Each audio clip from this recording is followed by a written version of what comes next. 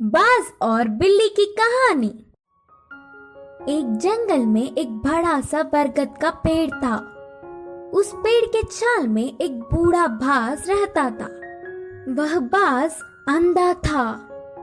इसके कारण वह कहीं बाहर नहीं जा पाता। उस पेड़ पे बहुत सारे पंछी भी घोंसला बनाकर अपने बच्चों के साथ रहते थे। वह पंछियां पूरा दिन भोजन ढूंढने में लग जाते। यह बूढ़ा बाज पंछियों के बाहर जाने पर उनकी बच्चों को अच्छे अच्छे कहानियां बोलते हुए ध्यान रखता। शाम को घर लौटने वाले पंछी उनके लाए हुए भोजन में थोड़ा सा बाज को भी देते। ऐसे समय बीतता गया। एक दिन वहाँ से गुजरता हुआ एक बिल्ली पेड़ पे खेल रहे पंछियों के बच्चों को देखा। आहा, बच्चे बहुत नरम हैं। इनका मांस तो बहुत ही अच्छा होगा। इतने स्वादिष्ट खाने को मैं अपने सामने रखकर पूरा जंगल घूमता रहा। सोचकर उन्हें खाने उस पेड़ पर चढ़ गया। उस बिल्ली को देख सारे पंछियों के बच्चे डर के चिल्लाने लगे। वह आवाजें सुनकर बाज शाल से बाहर आकर कौन है वो करके गुस्से में चिल्लाया। उस चिल्लाहट सुनते ही बिल्ली के ऊपर के प्राण ऊपर ही गए। उधर उन बच्चों के अलावा कोई नहीं सोचकर पेड़ चढ़ गया था। पर अब बाज को देख कांपने लगी। बचने के लिए उसे कोई रास्ता नहीं दिखा। जो होगा सो होगा सोचकर साहस करके कहा, हाँ, मैं एक बिल्ली हूँ। आपके आज्ञा के बिना इस पेड़ पर चढ़ के आने के लिए माफी चाहता हूँ। तब तुरंत बाज, क्या तुम बिल्ली हो? पहले इस पेड़ से उतरकर चले जाओ, नहीं तो तुम्हारे प्राण ले लूंगा, बोलकर चेतावनी दी। हाँ, पर अब गुस्सा ना हो। मेरा जन्म बिल्ली जात का होने पर भी उस जात के लक्षण नहीं आए।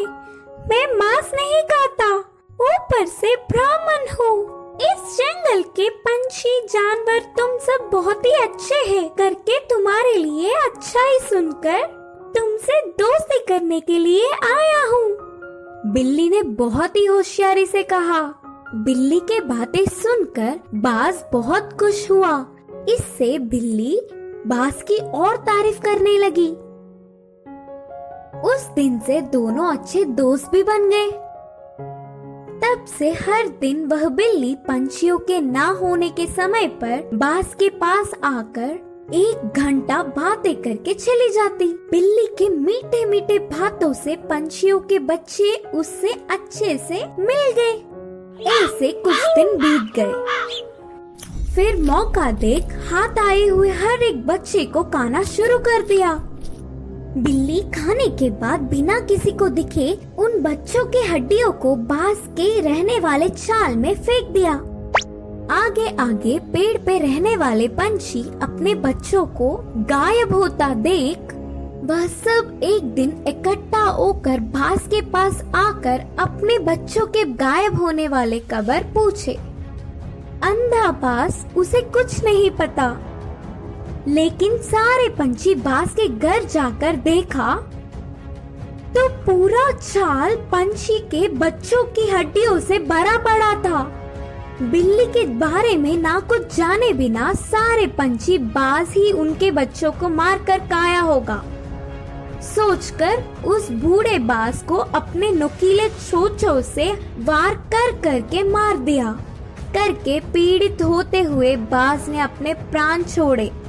इस कहानी की शिक्षा है कि जन्मजात के लक्षण मरने से भी नहीं मिटते। कुएं में हीरे का कंगन। एक गांव में रामू नाम का एक लड़का रहा करता था। एक दिन जब उसकी माँ घर साफ कर रही थी तब उसे एक पुराने जमाने का सोने का कड़ा मिला। वो उसे अपने हाथ में लेकर कहने लगा, माँ, मुझे ये कड़ा एक दिन के लिए पहनने को दो ना। बेटे की इस ख्वाहिश को देखकर माँ ने कहा, ठीक है बेटा, पहन लो, लेकिन याद रखना कोई साधारण कड़ा नहीं है ये तो सोने का कड़ा है। आज इसे पहन लो और कल तुम्हारे पिता को बिना बताए हम इसे वापस अलमारी में रख देंगे। जैसे ही इसकी माँ ने कहा वो तुरंत कड़े को पहन के सारा गांव घूमने लगा। रात में भी उसने उस कड़े को खुद से दूर नहीं किया और अपने पास ही रखकर सुकून से सो गया। उस रात उसके गांव में चोर घुस आए और जिसके घर से उन्हें जो कुछ मिलता था, जैसे पैसे, जेवर, सोना, सब उठाकर ले जाते थे।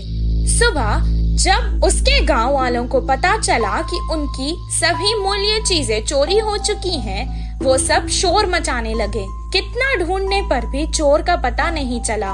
रामू की वजह से उसके पुरखों का सोने का कड़ा चोरी हो चुका था। ये सुनकर उसके पिताजी को बहुत गुस्सा आया और वो डांटने और मारने लगे। कुछ देर बाद उसने कहा, वो कोई खिलौना नहीं था जो तुमने खो दिया, वो मेरे पुरखों की निशानी थी। अब दोबारा मुझे अपनी सूरत नहीं दिखाना, निकल जाओ यहाँ से। बेटे को कड़ा देने के लिए वो अब अपनी पत्नी को भी डांटने लगा। वहीं रामू अपने पिता से मार खाकर बहुत दुखी होकर घर से रोते रोते निकल गया। पास के बगीचे में जाकर एक बड़े पेड़ के नीचे रोता हुआ वो बैठ गया। वहीं पेड़ के नीचे जो चोर ने उसका कड़ा चुराया था, वो चोरी किया हुआ सामान वहाँ बंटवारा कर रहे थे। वो दोनों चोर जोर जोर से बात कर रहे थे। ये सुनकर रामू को पता चल गया कि वो वही चोर है। वो धीरे से वहाँ से उठा और कुएं के पास जाकर कुएं में देखकर रोने लगा और कहने लगा कि उसके हीरों का कड़ा कुएं में गिर गया है। उसके रोने की आवाज सुनकर चोर उसके पास आए और रामू से पूछने लगे कि वो क्यों रो रहा है। रामू ने जवाब दिया, मेरे दादा बहुत बड़े पंडित थे और उन्होंने एक जमींदार के पास पूजा की थी, तो उन्होंने उन्हें तोहफे में एक हीरो से भरा हुआ सोने का कड़ा दिया था। वो कड़ा मैं मेरे घर वालों को बिना बताए पहनकर आ गया था और यहाँ आकर खेल रहा था और अचानक मेरे हाथ से वो कड़ा फिसल कर गिर गया था। जब मैं उस कड़े को हाथ लगाता था तब भी वो मुझे डांटते थे और अगर मैं उन्हें बताऊंगा कि मेरे हाथ से वो कुएं में गिर गया तो वो मुझे मार देंगे। हीरो का कड़ा कुएं में है सुनकर ही वो दोनों लड़ने लगे कि कौन कुएं में जाकर कड़ा लाएगा। दोनों अपने हाथ में रखे सामान को जमीन पर रखकर एक साथ कुएं में कूद गए। जैसे ही रामू ने ये देखा, वो तुरंत पैसे और जेवर लेकर भागकर गांव वापस आ गया। आकर गांव के बड़ों को उन चोरों के बारे में बताया। तब सब गांव वाले कुएं के पास आए और उन दोनों चोरों को पकड़कर मारा और उन्हें बहुत अच्छा सबक सिखाया। सबके जेवर और पैसे उन्हें वापस मिल गए। रामू और उसके परिवार को उनका पुश्तैनी कड़ा वापस भी मिल गया था और रामू की होशियारी की वजह से रामू को खूब शाबाशी भी मिली। इस कहानी से हमें ये शिक्षा मिलती है कि समय पर चतुराई दिखाने से मुश्किल समस्या भी टल सकती है। पछताने वाला मोर। एक जंगल में कौवा पंछी बहुत अच्छे मित्र थे। वे एक दूसरों की मुश्किलों में मदद करते थे। एक दिन कौवा पंछी के रहने वाले जगह पर बचाओ बचाओ मित्र बचाओ बोलते हुए कांपता एक मोर उनके पास भागते हुए आया। क्या हुआ मित्र, कहाँ से भागते आ रहे हो? इतने परेशान क्यों हो? मुझ पर शिकारी की नजर पड़ी, वह मेरे पीछे पड़ता आ रहा है तो बचने के लिए भागता हुआ रास्ता भूलकर तुम्हारे सामने आई। अब तुम्हें ही मुझे बचाना होगा। अच्छा ठीक है यार, पंछी ने कहा। कौवा पंछी ने उस मोर का साथ दिया। फिर से वापस जाने के लिए रास्ता भूलने के कारण कौवा पंछी के साथ वहीं रहते हुए मोर अच्छी मित्र बन गई। उनकी मित्रता कुछ दिन अच्छा था। कौवा पंछी के बीच के मित्रता ना सह पाते हुए मोर जलने लगी। किसी भी तरह कौवा पंछी को अलग करना चाहती थी। एक दिन कौवा भोजन के लिए बाहर जाने के समय पर मोर ने पंछी से कहा, मित्र तुम कौवे से इतना ज्यादा मित्रता बढ़ाकर बहुत ही नजदीक रह रहे हो। क्या तुमने उसकी बदसूरती कभी नहीं देखी? उसे देख सब चिढ़ जाते हैं। तुम्हारा उससे दूर रहने में ही भलाई है। मैं जो कहनी चाहती थी वो कह चुकी, बाकी तुम्हारी मर्जी। वह सुनकर अचानक चौंकने वाला पंछी मोर से कहा, हाँ सच्ची, मैंने इतने दिनों से कौवे के बारे में सोचने की कोशिश भी नहीं की। हट, उससे क्या दोस्ती, उससे क्या मित्रता। तुम्हारे जैसे सुंदर वालों से मित्रता करने से मेरा मूल्य और होदा बढ़ेंगे। उसकी चाल सफल हुई करके मोर खुश हुई। आगे आगे मोर पंछी के व्यवहार में परिवर्तन देख कौवा उन्हें उसे दूर करने की बुरी सोच को समझी। एक दिन, मित्रों, मेरी वजह से तुम्हें तकलीफ हो रहा होगा, इसीलिए इधर के पास में ही एक घोंसला बनाया। मैं वहाँ जाकर रहूँगा। चलता हूँ, करके कौवा उदास होकर कहा। वह अपने आप जा रहा है करके बोलने पर मन ही मन बहुत खुश होकर, अच्छा अब तुम्हारी मर्जी मित्र, मोर और पंछी ने कहा। मोर और पंछी कौवे का भला टली करके खुशी मनाने लगे। ऐसे समय बीतता गया। पुराने मित्रों को छोड़ के आए हुए बहुत दिन होने से कौवे को उन्हें देखने की इच्छा जागी। पुरानी जगह पर उड़ता हुआ आया।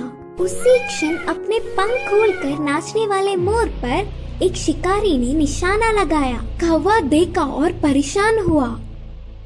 हटो वहाँ से, मोर मित्र, हटो, खतरा खतरा बोलकर जोर से चिल्लाया।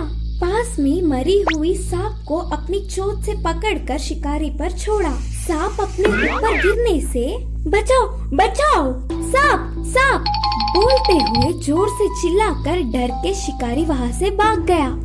यह सब देखकर मोर के होश उड़ गए। भागते हुए आकर कौवे की चरणों पर गिरी और रोते हुए कहा, माफ कर दो मित्र, सुंदरता के घमंड में मैं मेरे मुश्किल समय में मदद करने वाले तुम्हें धोखा दिया, लेकिन तुमने मेरे प्राण बचाए। तुम्हारा कर्ज कैसे भुगतान करूं? तब कौवे ने कहा, पछतावे से बड़ी कोई सजा नहीं, मैंने तुम्हें पूरे दिल से माफ किया। तभी आई हुई पंछी पूरी बात जानकर दुखी होकर अपनी की हुई गलती पर शर्मिंदा होकर सिर झुकाया। फिर तब से कौवा पंछी मोर हमेशा की तरह अच्छे मित्र जैसे रहने लगे। इस कहानी की शिक्षा है कि अपने भूलों को भी भुलाने वाला ही सच्चा मित्र होता है।